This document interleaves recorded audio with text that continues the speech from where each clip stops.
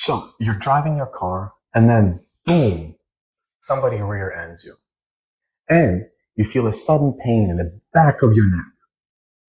Or the alternative version is you feel perfectly fine because you're in a state of shock. You get out of your car, you inspect your bumper, and everything looks fine.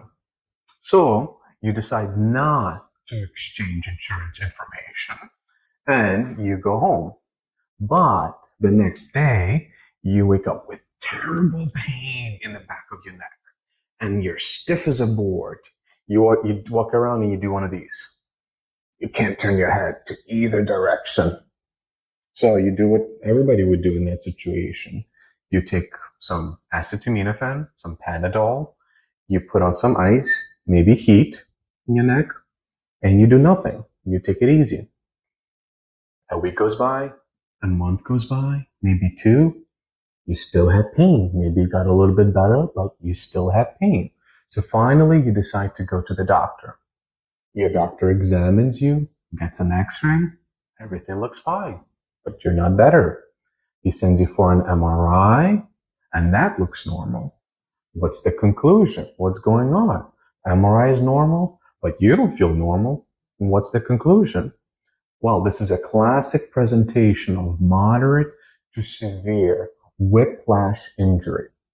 About 70% of whiplash injuries happen because of car accidents, especially when you are rear-ended. When your head and neck is jolted back and forth, causing severe strain and damage to the soft tissue on the back of your neck. What is soft injury, you might ask? It's the muscles and ligaments in the back of your neck. Muscles are muscles, and ligaments are these deep tissue in the back of your neck.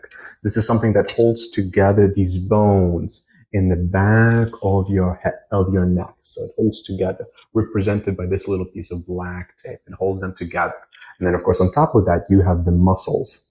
So your muscles develop tears, and if it's severe enough, then your ligaments develop little microscopic tears that do not show up on the MRI unless it's very severe.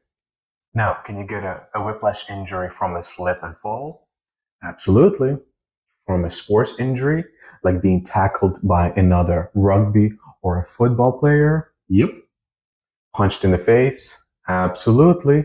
But nowhere near as common as a whiplash injury as it is with a motor vehicle or a car accident, especially when you are rear-ended or hit from behind, which so many of us have felt. I've suffered myself.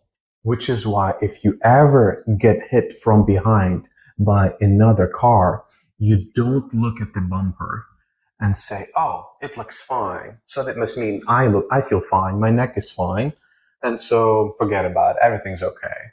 You say, my neck feels fine now, but I don't know how it's going to feel tomorrow. After an accident, you are hyped up on adrenaline. Your perception of pain is significantly diminished. Your judgment is impaired.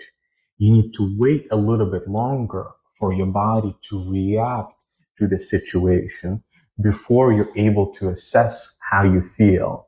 That is why you should always exchange your insurance information with the other driver.